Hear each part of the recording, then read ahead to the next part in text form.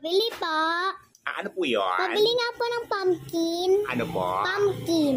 Pumpkin? Opo. Ay, wala po kami binibentang pumpkin dito. Yun nga, oh. Wala nga po kaming pumpkin na binibenta dito. Yun, oh. Hindi po kami nagbebenta ng gulay dito. Yun nga, oh. Wala nga po kaming pumpkin dito na kalabasa. Ayun nga, oh. Hindi nga po kami nagbebenta ng pumpkin dito. Walang gulay dito sa aming tindahan. Yun nga po.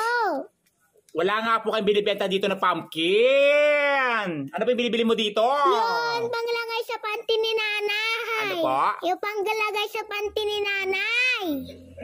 Napkin yan! Hindi pumpkin! Nakakaloka kayo ha! Pumpkin! Napkin! Ilan? Isa.